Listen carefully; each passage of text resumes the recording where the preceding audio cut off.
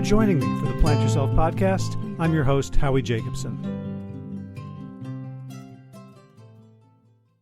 Today we're going to get a little bit controversial. We're talking about genetic modification, gene splicing, genetic engineering, specifically how it's being used in our food supply, and why today's guest thinks it's possibly the dumbest, worst, most dangerous thing we could possibly be playing with.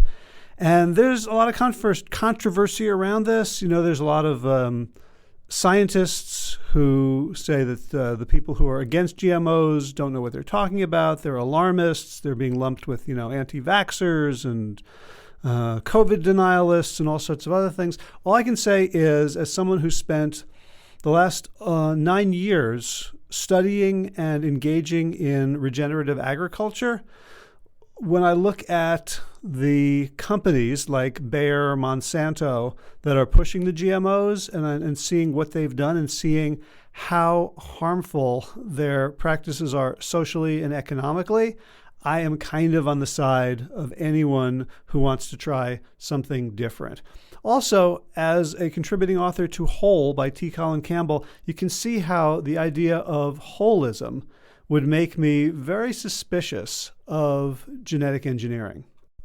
This idea that we could take a gene and swap it out for a different gene in a different species and be able to predict with any kind of accuracy what's going to happen, whether there will be unintended consequences, and just what we're playing with. So today's guest, Jeffrey Smith, is the founder of the Institute for Responsible Technology.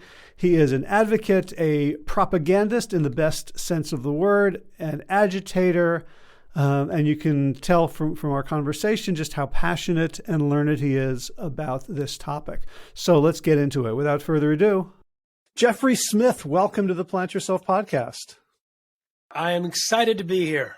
I'm excited to talk to you. You've been thinking about genetic modification, genetic engineering for a long time, and so have I. And I have been very confused. There are days in which I'm not sure what side I'm on. There are days in which I don't know how to evaluate the science, and so I'm looking forward to getting your take. Maybe start by talking about how your journey a little bit, like how this became something that you first got interested in, concerned about, and ultimately have devoted a lot of your life to. Sure. 25 years ago, I got involved. I went to a lecture by a genetic engineer in 1996, actually now 26 years ago. And he was blowing the whistle on the technology. He was an award-winning, rather prominent genius scientist. And it was the year that Monsanto's Roundup Ready soy and corn were going to be harvested and put into the food supply. And he was saying there is no way that anyone on this planet could guarantee the safety of this technology because it is prone to side effects. No matter what, how well-intentioned you are, no matter what good trait you have in the gene that you're going to be putting into the soybeans. In this case, it was to allow the soy plants to be sprayed with Roundup. So it was Roundup Ready soybeans. So Monsanto sold the seeds and Monsanto sold the Roundup. So they get a double hit. And there's problems with that because you end up eating the Roundup residues, which is quite dangerous. But even if it were beneficent in terms of the trait, bringing in more vitamins or whatever, the technology was prone to side effects, creating massive collateral damage in the DNA with results that we were unable to predict. So we couldn't stop the collateral damage. We couldn't predict the outcome of the collateral damage. It would be impacting anyone who eats the product potentially. And once you release the GMOs outdoors, it could spread to other non-GMO plants through cross-pollination, forever contaminating the gene pool. So it was changing the nature of nature in a way that had never been available before to humanity. It was being rushed to market based on a company that was, everyone knows now about Monsanto's dark past. They ignore serious health problems and cover them up. And we've caught them red-handed doing that with GMOs and Roundup since. And that we also knew at the time that they had co-opted the approval process for GMOs, where the actual FDA policy was created by their former attorney, Michael Taylor, who claimed that GMOs had no significant difference from non-GMOs, and therefore no safety testing was necessary, no labeling was necessary. In fact, Monsanto can introduce GMOs without even telling the FDA. 7 years later, we discovered that it was all a fraud, that the overwhelming consensus among the scientists working at the FDA was exactly the opposite, and they were ignored and denied by Monsanto's former attorney, who then became Monsanto's vice president, who then became the U.S. food czar under the Obama administration, back and forth, revolving door. So to answer your question, I heard about this and realized this needs to have some attention. So I decided to help out a little. And 2 books and 5 films and 1,000 lectures in 45 countries later, I've been involved in the issue. What was it? Something specific about this one? I mean, you know, from your background, you seem like someone who's been sort of keeping your ear to the ground of like environmental challenges, social challenges, political challenges. What was it about GMOs that made you say this is the one? Well, it's interesting that a few years ago, I met someone who had spoken with an indigenous elder from Hawaii who had predicted to him in the early 90s that there was a risk to the planet that we would end biological evolution as we know it. And when he used those words, I realized I know of nothing that fits that bill better than genetic engineering, and in particular, the gene editing, the new forms of genetic engineering that are also prone to side effects, but they're so cheap and easy you can do it in your basement in a do-it-yourself kit with Amazon. And I realized back then, 26 years ago, that this was an A-level priority, that once you release, it's irreversible. If you change the nature of nature and you put it out there, you have basically sentenced the ecosystems of all future generations. You've sentenced the food supply, at least of some generations. I mean, you could, even if you stopped producing genetically engineered seeds, you'd still contaminate the soy and corn genome forever, the gene pool. And it was a mix that was fundamentally disastrous or disaster prone, because you're dealing with the most compactified, intelligent source of biology that gets passed on from generation to generation, and you're tinkering it with very narrow understanding, rushing it long before the science was ready for the purpose of making money and ignoring the results of science and not even doing the basic science. I remember reading memos made public from a lawsuit in 1999 of a microbiologist at the FDA who predicted that with this unscientific policy put forward by Monsanto's former attorney, that there would be a sense over time that it's been done 1,000 times and it must be safe, and that the companies wouldn't even be doing the research that they would normally do because it's not on the list of required research. And that's exactly what happened. The predictions turned out to be true. And right now, if you look at the epidemiological evidence from about 30 major diseases, they rise in parallel with the increased use of GMOs and Roundup. Now, that's correlational. I'm always acknowledging that correlation doesn't mean causation. Even though it's a very tight correlation, autism, diabetes, weight problems, gastrointestinal problems, cancer. But when you have that as one set of data, and then you add, we did a survey of 3,256 people who got better from 28 different conditions when they switched to non-GMO and largely organic foods. It fits right with those epidemiological evidence. When you look at the animal feeding studies, those animals suffer from those diseases or their precursors. And then when you take animals or humans, like pets and livestock, for example, switch them to a non-GMO diet, they get better from those sets of diseases. And when you look at the modes of action that we now have identified for GMOs and Roundup, how it damages the mitochondria, the microbiome, creates leaky gut, damages the neurotransmitter production, hormonal structure, intercellular communications, digestive capacities, ability to absorb minerals, all of these things which are fundamental to health, you can draw a line between the modes of action and the particular disease. Something as innocuous perhaps as insomnia, not innocuous for those that have it. How come insomnia might be related to this? Well, Roundup blocks the shikimate pathway, which is used by the gut bacteria to produce L-tryptophan, which is the precursor to serotonin, which is the precursor to melatonin, which governs our sleep.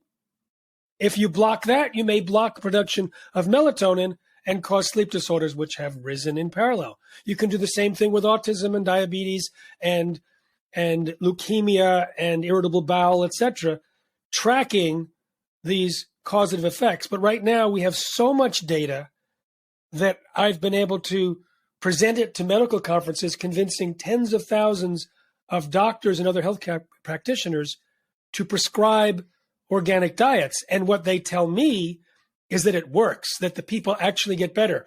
I remember talking to Michelle Perro, who's in a few of my films, pediatrician. She saw a wave of diseases coming up in her patient population after GMOs and Roundup were introduced and didn't realize what it was.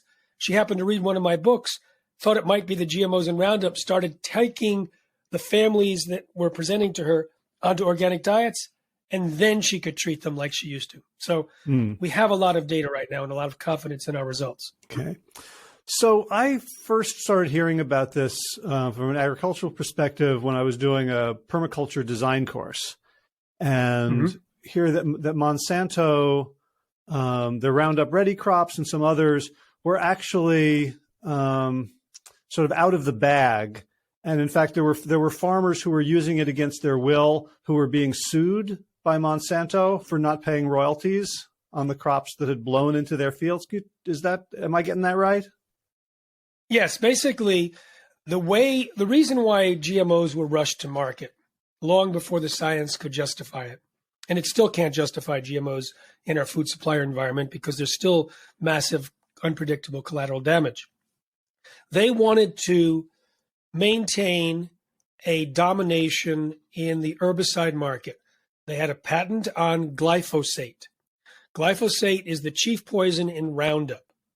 It's not the only poison, but they call it the only active ingredient. There's things in there that are even more dangerous. But it was going off of patent in year 2000. So they created Roundup Ready crops to sell to farmers. Right now we have Roundup Ready soy, corn, cotton, canola, sugar beets, and alfalfa. All are used in the food supply. All are used in animal feed. And when a farmer buys the Roundup Ready seeds, which they want to because it makes weeding so easy, you can spray right over the top of the field, killing all of the other plant biodiversity and leaving the Roundup Ready crops intact. If they were not Roundup Ready, they would die. So it makes weeding very easy, but they can't use it unless they sign an agreement form. And the agreement form requires that when they buy and apply the glyphosate-based herbicides, it's not the Chinese generic versions, it's Monsanto's Roundup, or one of the names that they market their glyphosate-based herbicides from. So that has kept them lively in the Roundup market. And what happens is, in order to enforce the behavior of farmers, they would send out hired Pinkerton security people, former Royal Canadian Mounted Police in Canada, and they would go into into the farms that they thought may be using their seeds and take samples and have it tested. And they would send out threatening letters saying, we believe that you've stolen our seeds and you need to pay us $170,000. And if you do, we may not sue you. And they sent hundreds of these out. And there was a report done years ago where some of these farmers would describe the fields that Monsanto said were theirs and wasn't even their field. Or they had never planted Roundup Ready corn or soy, but because of the cross-pollination or even the seed contamination. The most famous is Percy Schmeisser, who had canola growing, never bought Monsanto's canola seeds, and got sued by Monsanto because some seeds blew over from passing trucks and from nearby fields, And Monsanto won at the local appeals court and Supreme Court of Canada, which concluded it didn't matter that he didn't intentionally buy or use Monsanto seeds. It didn't matter because as long as it transferred onto his property by insects or wind, and he then replanted his seeds, which he had done for 50 years, that violated intellectual property law. And the court said, we can't change the law, but that's how the law is. Maybe the law needs to be changed, and it hasn't.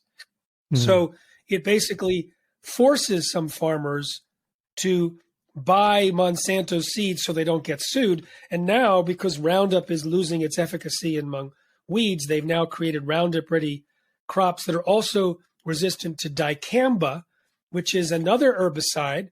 So Monsanto and others mix Roundup and dicamba together, but dicamba volatilizes, it floats in the air, it travels up to miles away, and has caused millions of dollars in damages, 30,000 complaints or something like that from the EPA, just tremendous numbers, and that's being reviewed now. And a lot of the farmers say, we can't afford to buy non-GMO seeds because we're going to get damage from dicamba, so we need to buy dicamba-resistant GMOs. And during the last trial, evidence was shown from Monsanto that they planned for that kind of biological extortion, where they knew they were going to force farmers to use dicamba-resistant seeds because otherwise the floating vapor of dicamba from neighboring seeds would damage or destroy their neighbors. Mm. So you mentioned that all the courts found for Monsanto because of intellectual property laws. There's something I find deeply offensive about an organism being intellectual property. It feels like it's a road back to some forms of slavery. That if the march of human history is towards more and more freedom and dignity for the individual, it seems like this is going in the other direction. Yeah, the Supreme Court had two cases regarding the genetic engineering of organisms. The second one, Clarence Thomas, who almost never writes the majority opinion, wrote it. And he was a former Monsanto attorney and never recused himself. And it was in favor of Monsanto. Yeah, there's been an uprising that was muzzled now. Originally, when there was a bid to try and to patent all these life forms, and some countries have a resistance, but essentially, there's been a unbelievably coordinated campaign by Monsanto to lock the world into an intellectual property framework through international treaties. And they're so influential. When other countries asked the U.S. to help them establish intellectual property law, and this is absolutely true, they said, okay, great, talk to these people, they'll help you do it. Those people was Monsanto. So Monsanto basically dictated the intellectual property laws and regulations that are now laid there, and the World Trade Organization has adopted them, etc. It is a problem. It's not the fight that I'm fighting, because that takes a legal team, and you could spend millions of dollars and lose with no incremental gains. What I did for 25 years is educate consumers about the health dangers. It's linked to all these different diseases. I had to show that the FDA and Monsanto's credibility were completely shot, and that was easy to do because we showed how they had rigged research and corrupt approvals. And then I had to give people a way that they could choose non-GMO so we could create the economic impact, forcing companies to go non-GMO so that they didn't lose market share to the same product on the shelf that had a non-GMO label. So that was my focus, to focus on the health dangers and the corrupt approvals and whatnot. And we've been very successful. 51% of U.S. consumers believe GMOs are unsafe, 48% around the world. And we just pivoted last year to focus on the new GMO technology and to specifically protect the microbiome, the human microbiome, the soil microbiome, the Earth's microbiome, the microorganisms, from the dangers of introducing genetically engineered microbes, because that turns out to be an existential threat that is at the highest level of concern. If anyone watches the film, Don't Let the Gene Out of the Bottle, 16 minutes, available at protectnaturenow.com.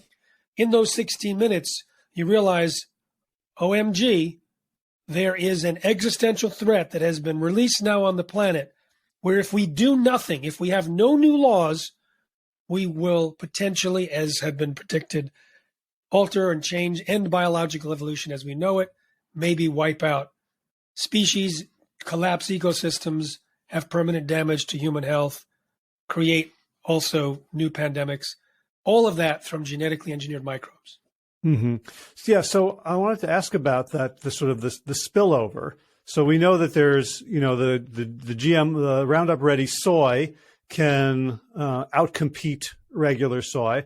So before we get into the microbes, is there any evidence that there can be gene transmission across species? So that, one day we wake up and we've got Roundup Ready weeds.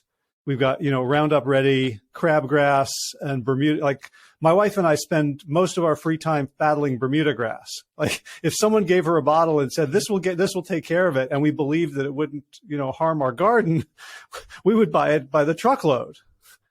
Right? Yeah. Are there dangers? Well, you're absolutely. Yeah, go ahead. Yeah, Howie, you're right on. I mean, the amount of herbicide tolerant weeds, I think it's over 300 million acres around the world. It's on 50% of the agricultural land as of 2 years ago. There's selection pressure that happens like with antibiotics. There is gene transfer as well. There's evidence in peer-reviewed published studies. And it's interesting that it's like the weeds have outsmarted Monsanto, and we're doing all our education and whatnot. In the meantime, the weeds are also winning in the field. So just using Roundup these days isn't good enough. And so they've doubled up on the herbicide tolerance. I've mentioned dicamba and Roundup. Since dicamba is a problem, they're focusing more on the 2,4-D and Roundup combination. The 2,4-D is a component of Agent Orange linked to cancer. And so what happened when they introduced Roundup Ready herbicide tolerant crops, the amount of herbicide in the United States went up by about 500,000 pounds in the first 16 years, and a lot more since, because they need to apply more and more and more to kill these resistant weeds, and now they're creating new cocktails. So now let's talk about the microbes. So I was watching a panel discussion with you and Elaine Ingham. Can you share her story? Is like one of the, if it were a horror movie, if it were like an end of the world disaster movie, it wouldn't seem credible. I agree. And she is featured on this 60-minute film, Don't Let the Gene Out of the Bottle. We also did a live stream at the National Press Club and had a webinar as well with a couple of other experts. So Elaine Ingham was a professor at Oregon State University, and she was an advisor to a student that wanted to get his PhD and wanted to do some research on genetically engineered organisms. And there just so happened to be a group that was very well-meaning that created genetically engineered bacteria from a natural occurring soil microbe. So they, as Elaine explained to me, there had been a lot of problems in creating microbes that would survive in the soil. So they took one from the soil and rejiggered it so that it would turn plant matter into alcohol. It would break down cellulose and turn it into alcohol. So the plan was for them to distribute this bacteria to farmers so that the farmers would not have to burn their crop residues.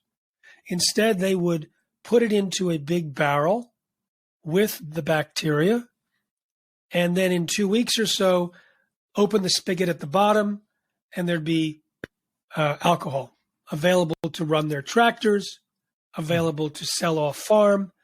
And on top of that, there'd be sludge at the bottom of the barrel, which could be used to spread onto fields as fertilizer. So in other words, like a microwave biodigester. like the people have been using around Yeah. the world for thousands of years. Right. Yeah. So In this case, it's kind of like, it was going to be a great idea, and it was just going to make it more efficient so farmers with larger operations could take advantage of it. yes, precisely. What could go wrong? They were going to, this is where it gets interesting. Good question, Howie. Well, the scientist, the PhD candidate, was able to obtain some microbes from the company and mixed it with soil and grew wheat seeds compared to a couple of control groups, and came into his lab one Saturday morning early and was shocked to find all these plants that had died. He told me that, or Elaine told me that she got a call from him an early Saturday morning. He was frantic, wondering if he had done something wrong and all this and all this.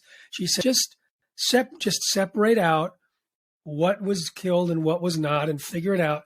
And he did. And it turned out all of those planters that had the genetically engineered microbes added to the soil had died, and the plant had turned to slime. He discovered that the bacterium was turning those plants into alcohol, killing them, destroying the roots and destroying everything else. And this was discovered 2 weeks before the scientists were going to release this outdoors to see how far it could travel. Now, Elaine Ingham was aware that roots in terrestrial systems die in the presence of alcohol, and that all of the roots everywhere on Earth had this particular bacterium populated its rhizosphere. It was Klebsiella planticola, for those that are interested. And that it was Klebsiella planticola could normally die in the presence of alcohol, but not the genetically engineered version. So there was the risk that the GMO version could out-survive the natural version and take over that niche. So how far would the bacteria have spread? Well, we didn't need a pandemic to know that microbes can travel around the world.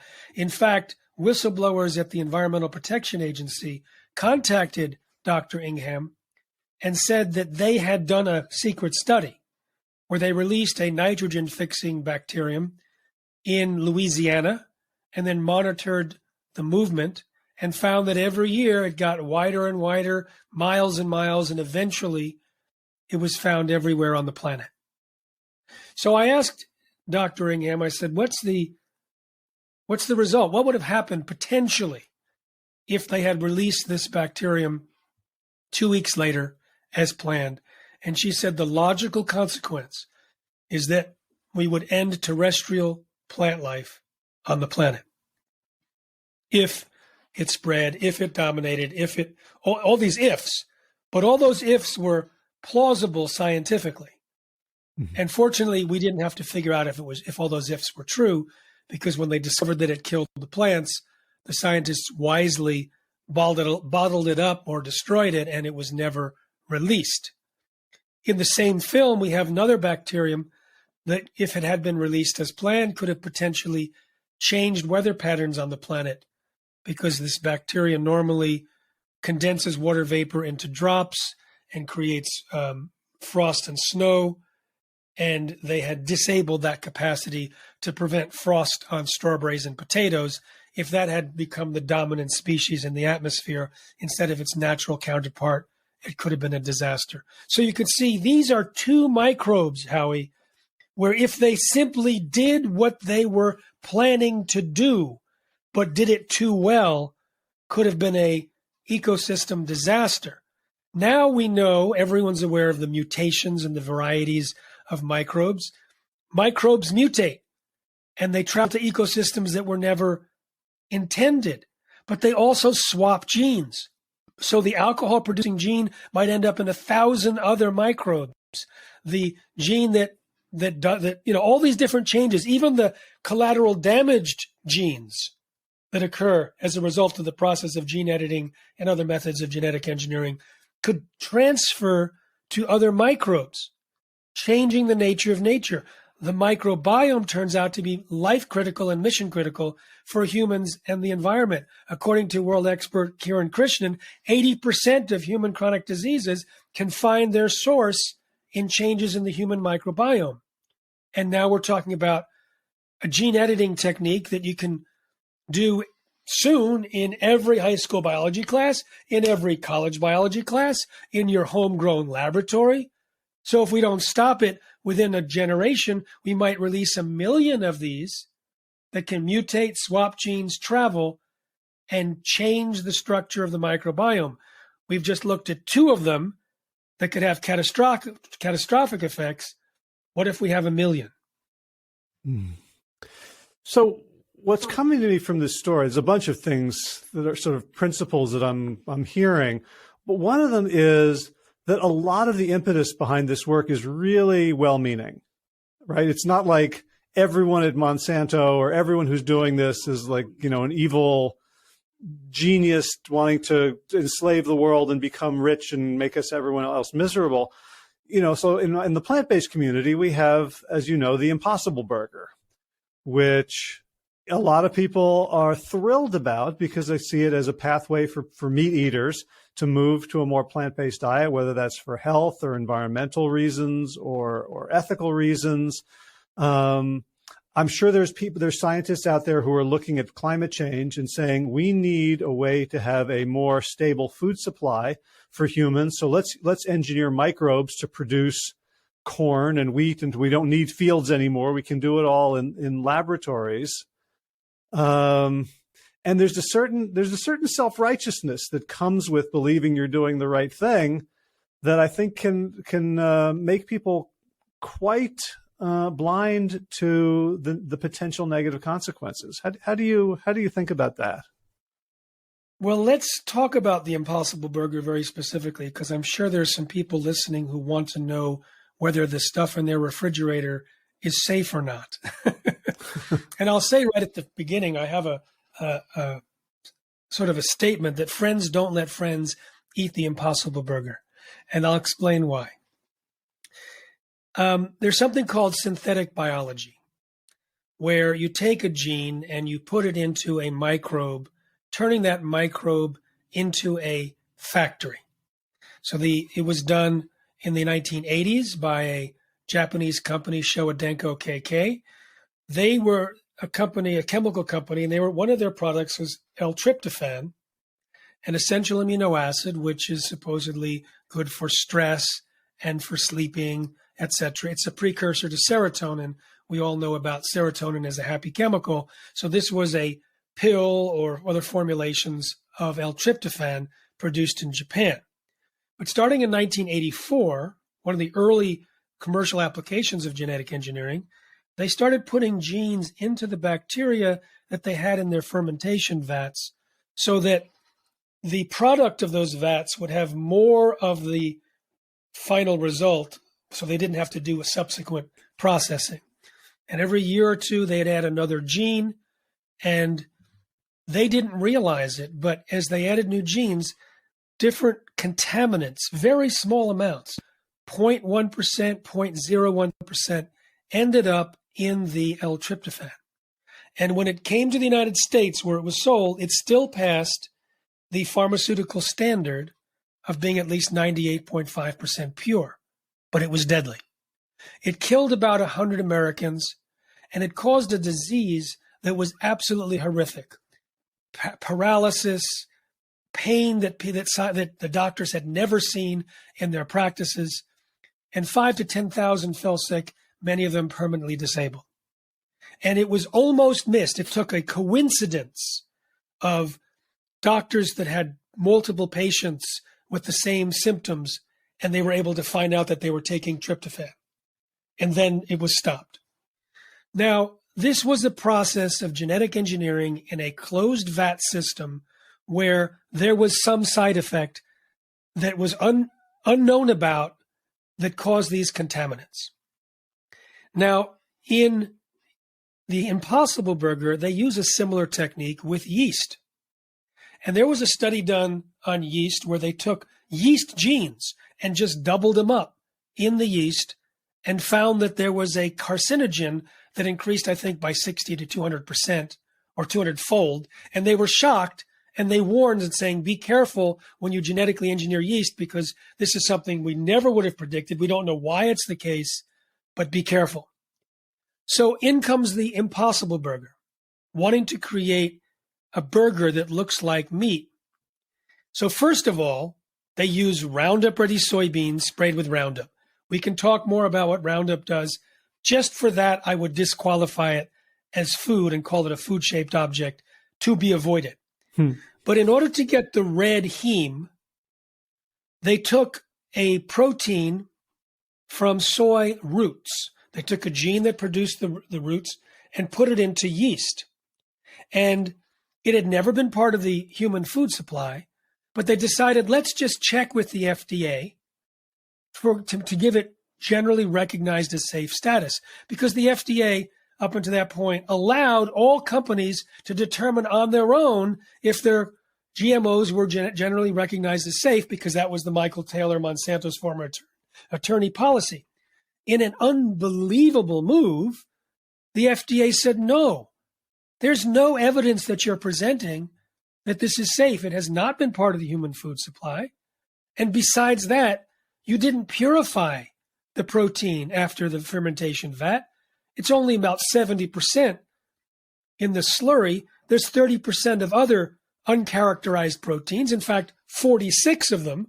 We have no idea if they're healthy. And you've just put it into the burger. And we have the experience, they're not saying this, but we have the experience of the same synthetic biology killing people. And so they said, no, it's not generally recognized as safe. And Impossible Burger said, thank you very much. We don't care. We're going to market it anyway. They didn't need to have it as generally recognized as safe. And then later during the Trump administration, that was reversed. No new data came to support its efficacy and safety, but it was changed to, oh, now it's considered generally recognized as safe. So now when people eat this, they're eating Roundup. They're eating Roundup Ready soy, which we can trace Roundup and Roundup Ready soy to problems in the testicles, in the liver, in the kidneys, changes in the heart, to potentially all sorts of things. Basically, you name it in terms of system problems. And it has these uncharacterized proteins, and it has this new protein in large amounts. Now, we've heard, I was speaking to someone yesterday who had eaten the Impossible Burger and felt ill afterwards. There are hundreds or thousands of people, but that shouldn't be the criteria, because you shouldn't have to feel ill to figure out if something is a problem. We know that a lot of people do feel ill afterwards, but I don't rely on that. I say this is a food-shaped object that should be avoided. There's a Beyond Burger that's non-GMO. There's other plant-based burgers for those that want to be vegan or vegetarian that don't put us at risk. And because no one is doing the feeding studies, there was a rat study that was done for, I think, just 28 days, and there was substantial changes in the markers in these rats that should have raised red flags. Independent analysis by experts say these are problems that were ignored by the Impossible Burger company. So what they did find out was covered up or ignored. What they didn't look at was even bigger. And now it's available in the food supply. No one in Washington is protecting because of the waving it onto the market. The decision to avoid the Impossible Burger is not just personally important for one's health.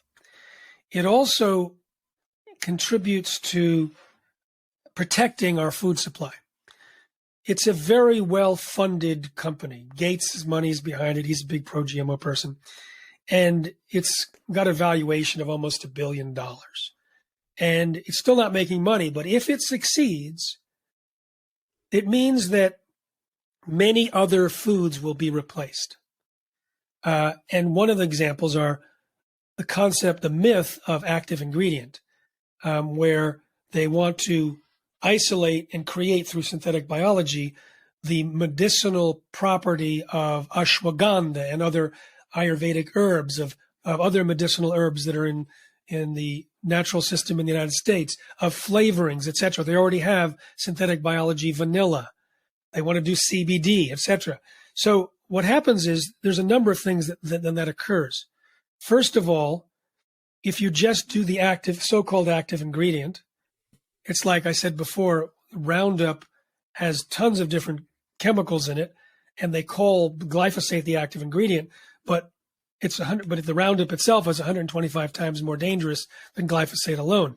When you have the full compounds interacting from plants, they actually have evolved together and have an influence on human health that we haven't yet evaluated. Their RNA as a contributor to our health, their phytochemicals, etc. So we can eliminate those by going to synthetic biology. We have the potential side effects that we saw in L-tryptophan and these extra proteins that we saw in the Impossible Burger. It can wipe out ecosystems that have developed for centuries to produce the natural version. So by replacing the vanilla, by replacing saffron, the people in the countries that have been developing that industry can lose their livelihood. In order to use synthetic biology, you have to feed the fermentation vat. Typically, you feed it with corn. So you have, instead of having the natural plantations of these plants, you now have more genetically engineered corn with its economic damages and environmental damages that feed this. And finally, you're creating these genetically engineered yeasts and bacteria. And what if they escape? What if they're not completely destroyed when they're released? Now, we are contaminating the environment with genetically engineered microbes, and we're back where we were before. So if you have a synbio situation with algae, let's say not even food, just to create biofuels, great idea. Let's turn algae into gasoline factories or alcohol factories. And it gets little pieces, tiny powdered algae blows into the ocean. Well, algae is responsible for 50 to 80% of the oxygen on the planet. What happens if there's an oops moment? So here's where stepping up to being a responsible citizen at this time of this technology and protecting oneself would dictate not eating or buying the Impossible Burger. And as I said, friends don't let friends eat the Impossible Burger. So I'm just going to take a moment to talk directly to my listeners to explain why I don't have sponsors for this podcast. Because if I had sponsors for this podcast, Impossible Burger would be up there in terms of getting people to eat more plants, and I would have to can this conversation. So, at some point we all have to follow the money to see, right, who can be trusted in terms of what the model is. So years ago, I contributed to a book called Whole, written by Dr. T. Colin Campbell, which was basically about nutrition. And his big point, after being kind of a nutritional biochemist for 50 years, was that this stuff is way more complex than we will ever understand. And we should be very cautious about messing around with it. And at the same time, human beings, and especially scientists and creative people, we have this urge to just break shit and to see what happens and try new things. How do we reconcile the urge for progress, well-meaning progress, with the sort of late stage capitalist logic of profitability over everything else, and this sort of pathological urge to control nature? How do we stay human with all these things out of the bag or close? I love the question, Howie. Very rich. So let's dive into that. I do not resent scientists for tinkering. It's what they do, their curiosity, their interest, they're driven by that.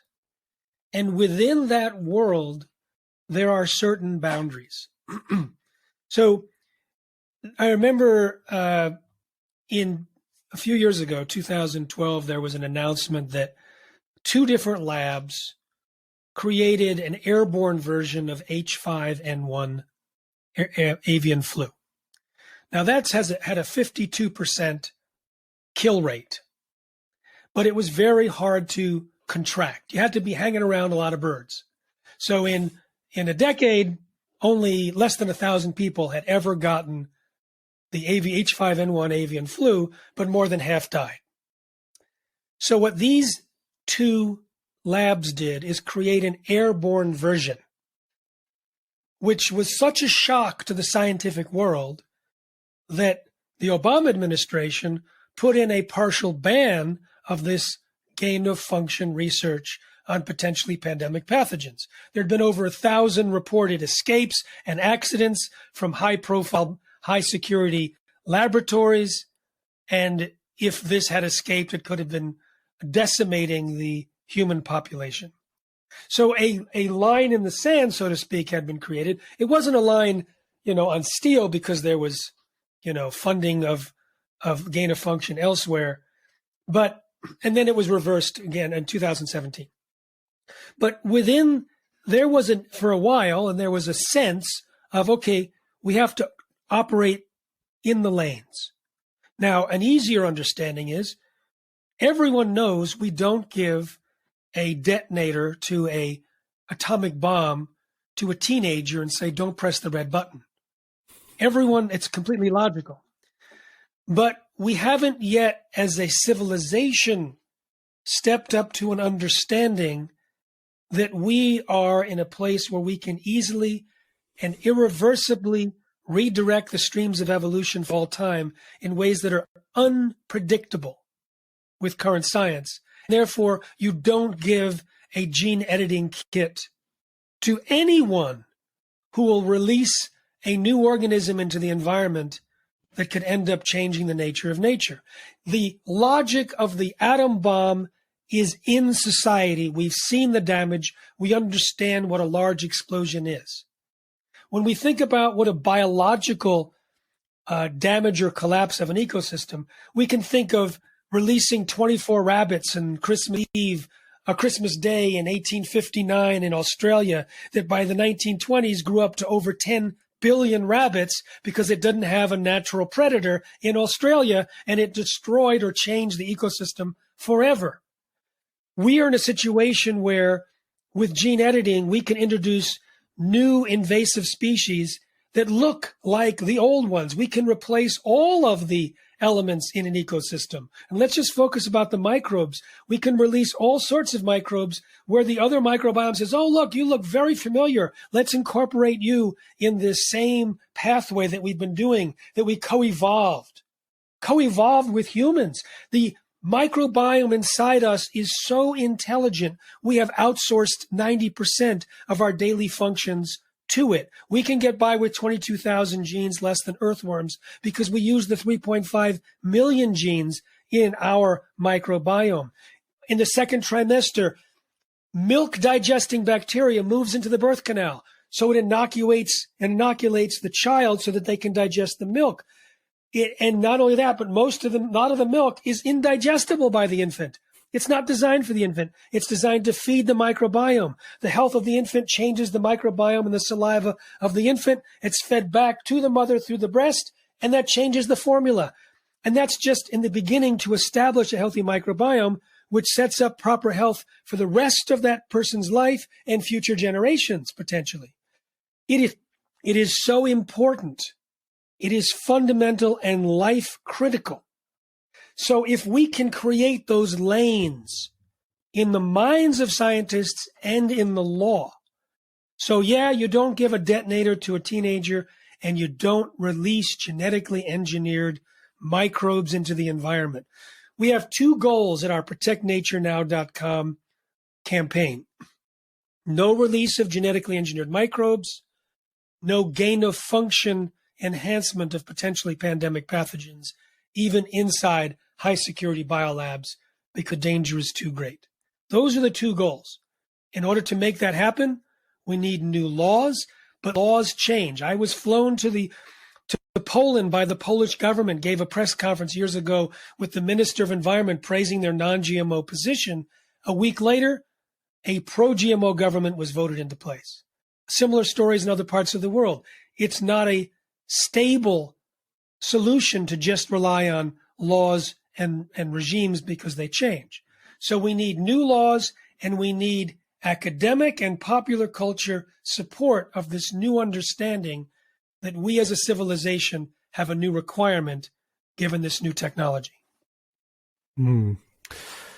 So some of that, it really seems like, when I think about what I know about the human mind, it seems like an uphill battle because we're not very good at, blowback effect, at unintended consequences. I was listening today on the radio about a submarine that's going to go under the ice shelf in Antarctica, looking for why. It's like if this thing melts, the ocean is going to rise by 65 centimeters. And I'm like, well, that doesn't sound like much. Like, it's a lot. But just the way our minds work, we seem to have created a world that we really can't understand. Like if you said, a comet is heading towards Earth. I don't know if you've seen the movie that just came out, Don't Look Up. I'm about to, but yeah, go ahead. Yeah, I mean, this whole conversation is basically that movie. But how do we need different educational systems? Do we need different brains? Do we need an overclass of elites who understand science and probability? Because it seems like the types of dangers you're talking about, the human mind and brain, were not evolved to respond to. There's two really good ways I can go, and I'm going to do both. You talked about a new education system. The U.S. education system was modeled after the Prussian system, which made good soldiers, and it was making good workers and soldiers, and that involves, following orders. And there's a tradition then of giving away power, giving away authority, that is established and rooted in our educational systems. We give away power to parents, to schools, to experts, to government, etc.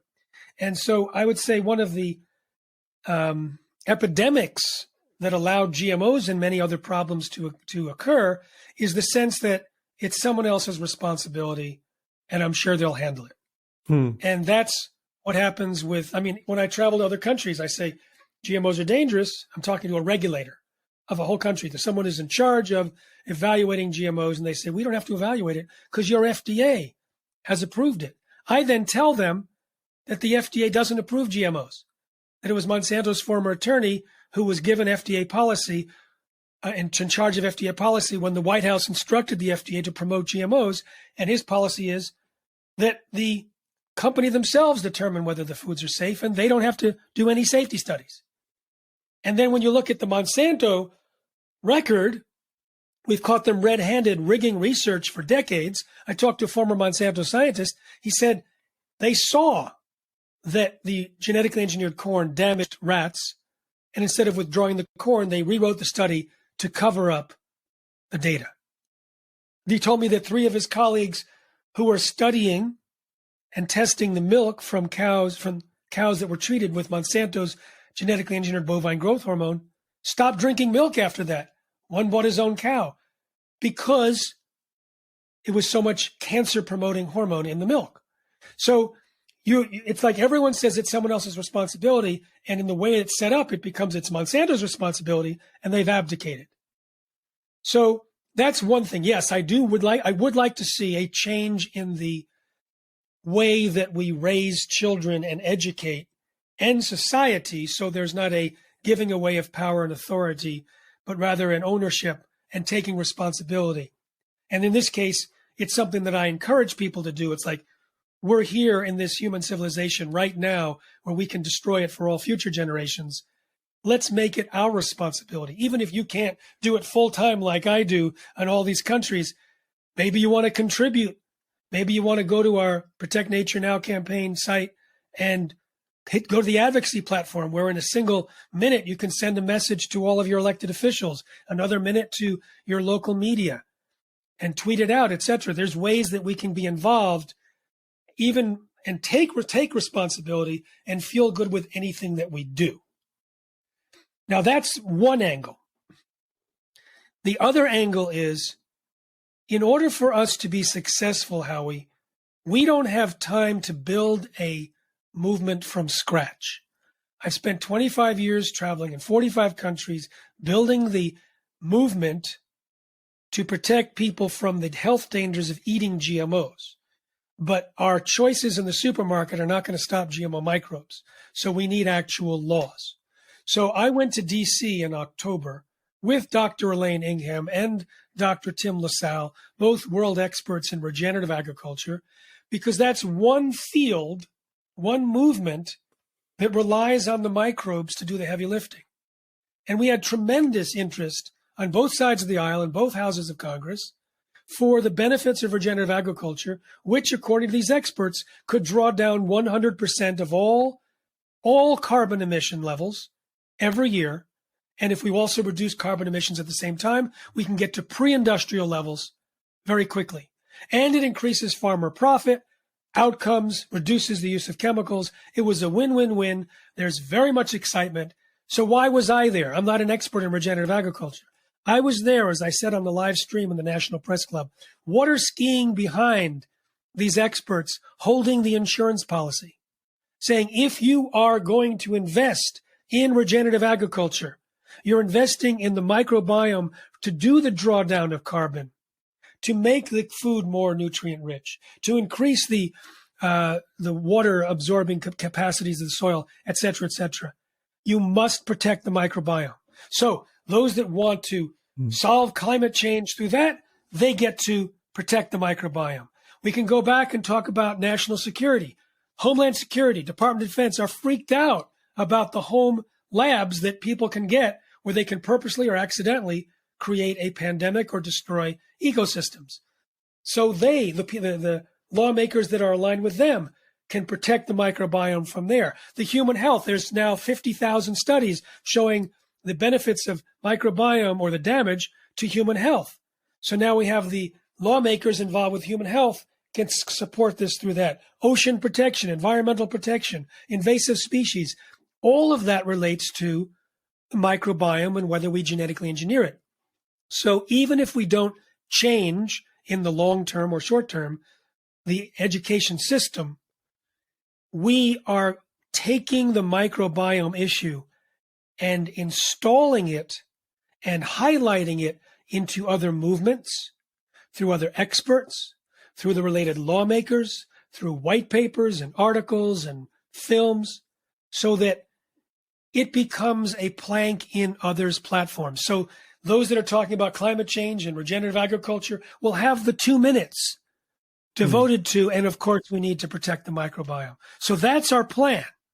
that's even really, if we don't change the education system. That's wonderfully ironic, because what you're talking about is mimetic engineering.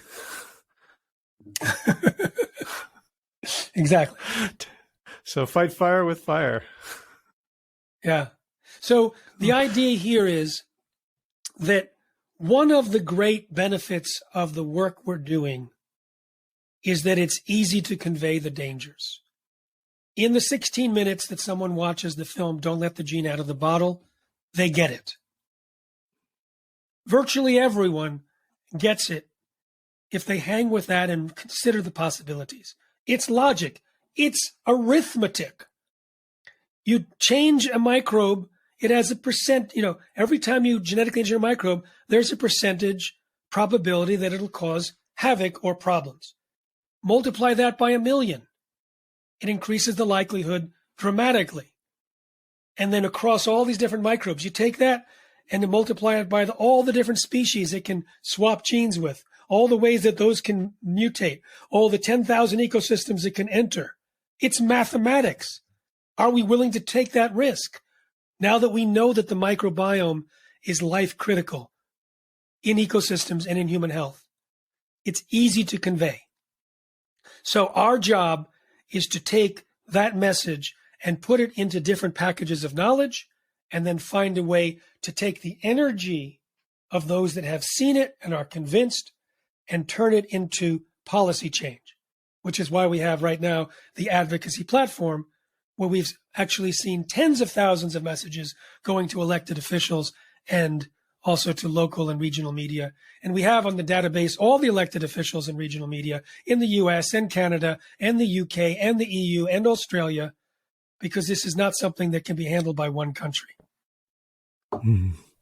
Gotcha. So let's end with some takeaways for my listeners. So Beautiful. Number one, don't buy or eat or share the Impossible Burger. Yes. Second, what's number two? Number two, and this is for the benefit of the individuals, is eating organic. Organic does not allow GMOs and it doesn't allow Roundup. If you can't eat organic, go to responsibletechnology.org and get the report. We've compiled all of the Roundup residues studies on all these different foods. So if you can't eat organic, you'll know not to eat oatmeal, because oats are like a sponge to Roundup, which is sprayed just before harvest to dry down and desiccate the crop. Same with wheat, same with lentils and mung beans and chickpeas. I'm sure some of your listeners love hummus. After visiting our report, you will not want to eat non-organic hummus because the chickpeas are soaked in Roundup, very high levels. And Roundup can damage fundamental aspects of health: the microbiome, leaky gut, neurotransmitters, hormones, mitochondria, digestion, etc. So eating organic, and again, go to the report to download or to access which foods you can eat to avoid Roundup residues or high levels of Roundup residues when you can't eat organic. And you'll also have that's the list of responsibletechnology.org. That's right. There's also the list of the GMOs in our shopping guide there, and how they're in different ingredients and formats in the processed foods. So that's two: avoid the Impossible Burger, and then eat organic. 3, go to protectnaturenow.com, and there's 3 things from that site. First, watch the 16-minute film. 2, every month or so we load our advocacy platform with a different campaign, and you click there, you enter your address, all of your local officials appear with a pre-scripted message that you can customize. Single click goes to them. Single click goes to your sends a press announcement to your media, and then the next month we'll let you know if there's another campaign loaded. So that's something that you can do that has a lot more influence because it's in your own jurisdiction. And then 3, please go to the donate tab and find a number that works for you that you can make a monthly donation with. Because if it's a monthly donation, that means we can rely on it and hire people and create new assets, knowing that that's going to come month after month, because our job is big, it's huge, it's expensive, and we're nowhere near where we need to be. We need to open up offices in every continent. We need to work with the Convention on Biological Diversity, the World Health Organization, the World Trade Organization, many countries, and we know what we need to do. We need fuel to do it, and we hope that you can participate if you're able to on the donation side as well. Right. So you're not funded by Monsanto, huh? Funnily enough, I'm not even on their Christmas list. I did, however. I do appear in some of their literature, their secret emails. I was featured in a Roundup trial in the evidence where they had hired a scientist to try and debunk me. So he creates all these lies online, and he sent a note to his handlers in Monsanto about me, and the subject line was whack-a-mole, because he was going to, how whack-a-mole, the thing steps up and you hit it down. And the response by the executive in Monsanto says, "Funny you should say that. Donna Farmer and I have been using that expression for 2 years," because they have a budget to go after anyone that points out problems of their technology. Turns out Donna Farmer is a toxicologist that studies glyphosate, and she and I later debated on the Doctor's TV show nationally, and she claimed that Roundup was safe, and I told her why it wasn't. And then when the Roundup trial came out and millions of documents were made public, I Googled her name within that file and pointed out to the producers of the doctors how in private she wasn't so confident. In private, she saw the links to death of animals and cancer, et cetera, et cetera. So they did another show inviting her and me to come back. She didn't show up. And it was an hour-long show blasting Monsanto science on national television. So I ended up with the final word on that one anyway. Right. Well, when I was doing research on you, I was looking for dirt that they were putting out, and the three worst things I found was that you used to teach dance, you do yoga, and you meditate. Yeah. So if that's the worst they found, you're either really good at hiding your worst vices, or it's not so much of a problem. Yeah, I admit that. I even admit to Monsanto that I'm a dancer, because in my first book, Seeds of Deception, I described being at a Lindy Hop workshop, and during the break at a Thai restaurant, we invited some other dancers over, and the person sitting right across from me, who was a dancer, was the person that had safety studies on Monsanto's GMO crops. And we had a good discussion, which I described in the book. It was fascinating. Wow. Anything you want to say to folks that I haven't asked about or elicited yet? Yes, I do. So there's a process. We covered a lot, Howie. I spoke very quickly. I wanted to get a lot in. And I apologize for those that process more slowly. But processing and knowing what I said and what we talked about is one thing. But what do you do with it? And the information, there's so much information out there that elicits fear or sadness or anger. People will tend to block it off and not pay attention because of the discomfort. So my suggestion or invitation is to digest the information in such a way that it creates empowerment. So instead of feeling like a victim, we can feel like a victor, where we get to choose what we call food and don't have to accept the food-shaped objects thrust upon us by the biotech industry and their enforcement wing in Washington. We get to choose how we want to bestow nature onto next generation rather than having it replaced in this generation so that we get cursed by the future generations for our folly. It is an invitation. It's an interesting invitation. Right now in this Protect Nature Now campaign, we have greater receptivity to our message than any time in history because of the pandemic, because the microbe issue is on everyone's mind, the fact that it travels, the fact that it mutates, the fact that it wreaks havoc. There is an unmet need to do something to try and stop future problems, and this is an example of a way to meet an unmet need. So we have more receptivity just at the time that the technology has developed that you can buy a do-it-yourself kit for gene editing on Amazon for $169. We're at the cliff, and the fix turns out to be marvelous.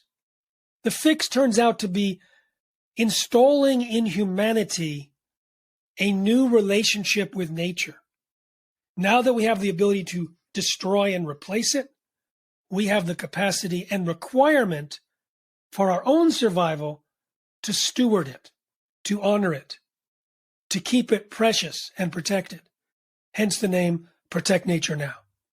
So here what I'm doing now is I'm massaging that same information that we've heard for the last hour, and I'm shifting it energetically, I think, to a way that this turns out to be a silver lining.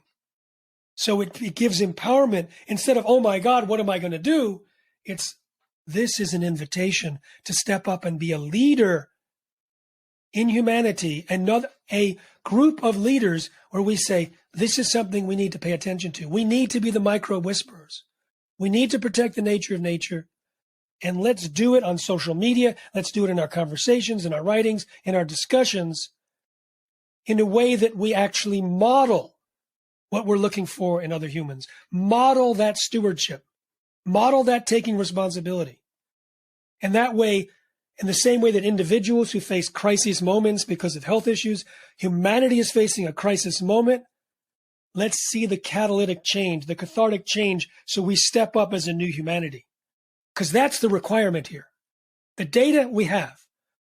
We need the new digestion of this data to empower humanity to step into a new expression. So that's what I wanted to say at the end.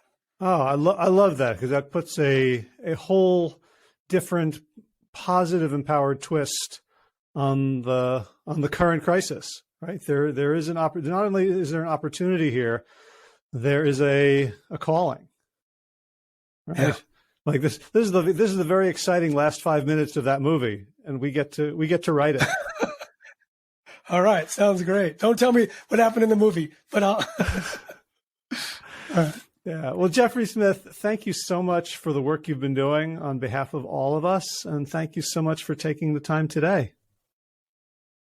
Howie, it's been a pleasure. I'm looking forward to talking to you some other time if you get feedback from this and people have stepped up and taken responsibility and made changes. I'd love to hear. Will do. It's a deal. And that's a wrap. Boy, that makes me want to go out into the garden and plant something naturally that has been the product of natural evolution without human for-profit tampering. Maybe throw some more garlic buds into the ground. We had some snow and ice, and things are starting to thaw. It's beautiful today. It's in the 50s. So my gardening and my movement are pretty much the same these days. Played a little ultimate in the snow on Saturday, but right now there's tons of work to be done just schlepping. So I'm going out to the front, filling up the cart with wood chips, schlepping it back, and then bucketing it out to make thin little paths between the beds. And that will probably take me another couple of weeks to get that fully done. And that will be my movement and my gardening. All right, time for thanks. Thanks to Will Ridenauer for allowing me to use his beautiful song Sabali Dawn, the Dance of Peace. You can find more of Will's music at his website, willridenauer.com. And of course, thanks to all of you Plant Yourself podcast patrons. Kim Harrison, Lynn McClellan, Brittany Porter, Dominic Maurer, Barbara Whitney, Tammy Black, Amy Good, Amanda Hatherley, Mary Jane Wheeler, Ellen Kennelly, Melissa Cobb, Rachel Behrens, Tina Scharf, Tina Ahern, Jen Filkinovsky, David Bizek, The Mysterious Michelle X, Elsbeth Feldman, Leah Stoller, Alan Christensen, Colleen Peck, Michelle Landry, Josina, Sarah Durkis, Kelly Cameron, Janet Selby, Claire Adams, Tom Franzek, Jeanette Bennett, Gila Sert, David Donahue, Blair Cyber, Dorona Vizov, Gio and Carolyn Argentati, Jody Friesner, Misha Rosen, Michael Warbeck, Aviva Lael, Alicia Lemus, Val Linneman, Nick Harper, Bandana Chawley, Molly Levine, The Inscrutable Harry R., Susan Laverty, The Panda Vegan, Craig Kovic, Adam Scharf, Karen Burry, Heather Morgan, Nigel Davies, Marion Blum, Teresa Koppel, Julian Watkins, Breed O'Connell, Sharon Hirschman, Linda Ayad, Holm Hedegaard, Isa Tuzinwa, Connie Hainline, Aaron Greer, Alicia Davis, Heather O'Connor, Carolyn Jensen, Sherry Olakoski of Plant Powered for Health, Karen Smith, Scott Marani, Karen and Joe Crabtree, Kirby Burton, Teresa Carell, Kevin McCauley, Elizabeth Rothschild, Ann Jesse, Cheryl Dwyer, Jenny Hazelton, Peter W. Evans, Dennis Bird, Darby Kelly, Lori Fanny, Linnea Lundquist, Emily Iconelli, Levy Wallach, Rosamund McAtee, Dan Picorni, Stephen Leenan, Patty DiMartino, Mike and Donna Kartz, Deanne Bishop, Bilberry Elf, Marjorie Lewis, Tricia Adams, Nancy Sheldon, Lindsay Bayshore, Gunmarie Hagan, Tracy Gullidge, Laura Heaton, Meg from Mama Says, Stacey Stokes, Ben Savage, Michael Kay, David Hughes, Connie Rogers, Claire England, Sally Robertson, Paranganchi, Amy Daly, Brian Tourville, Mark Jeffrey Johnson, Josie Dempsey, Karen Schmidt, Pamela Hayden, Emily Perryman, Allison Corbett, Richard Stone, Lauren Vaught of Edible Musings, Aaron Hasty, Sean Owen, Sagar Naik, Erica Piedra, Danielle Roberts, Michael Lushton, Sarah Johnson, Catherine Floyd, for your generous support of the podcast. That's it for now. As always, be well, my friends.